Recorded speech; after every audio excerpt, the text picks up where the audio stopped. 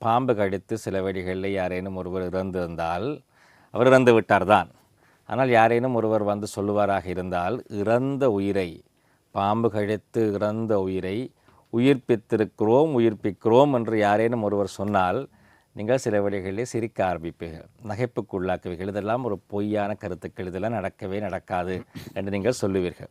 அது நாங்களும் அப்படித்தான் சொல்லுவோம். என்றால் இறந்த உயிரை யாராலும் உயிர்ப்பிக்க முடியும் என்று சொன்னால் அதில் ஏதோ ஒரு வியாபார நோக்கம் இருக்கிறது, இதில் ஒரு உண்மைத்தன்மை இல்லை என்று சிந்திக்கிற எண்ணப்பாங்க எங்களுக்கு இருக்கிறது. ஆனால் இது உண்மை நடந்திருக்கிறது, இதில் வியாபாரம் இல்லை, இதில் உண்மை இருக்கிறது, இறந்த உயிரை உயிர்ப்பிக்கலாம் என்று நிஜத்திலே நடத்தி காட்டிய ஒருவர் இன்றைய தினம் எங்களோடு கலையகத்திலே இணைந்திருக்கிறார். இந்தியாவிலிருந்து வருகை தந்திருக்கிறார். கன்னியாகுமரி மாவட்டத்திலே பாரம்பரிய மருத்துவம் என்று சொன்னால் சித்த மருத்துவம், அதே நேரத்திலே ஆயுர்வேத மருத்துவத்துக்கெல்லாம் அடிப்படையாக அமைந்தது ஆரம்ப காலத்தில் இந்த பாரம்பரிய மருத்துவம். இந்த பாரம்பரிய மருத்துவத்திலே கைதேர்ந்தவராக இருக்கக்கூடிய ராசியா சித்த மருத்துவ நிறுவனத்தினுடைய உரிமையாளர் திரு நெல்சன் ராஜ் எங்களோடு இணைந்திருக்கிறார். வணக்கம். வணக்கம் திரு நெல்சன் ராஜ் அவர்களே, முதலாவதாகவே இந்த கேள்வியோடைய ஆரம்பிக்கப் போகின்றேன்.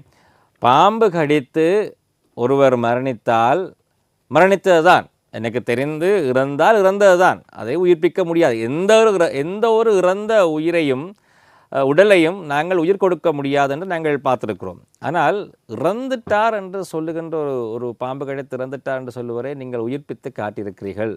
உங்களுடைய மருத்துவத்தின் மூலமாக பாம்பு கடித்து இறந்தவரை உயிர்ப்பிக்கலாம் என்று சொல்லுகிறீர்கள். எப்படி? அதாவது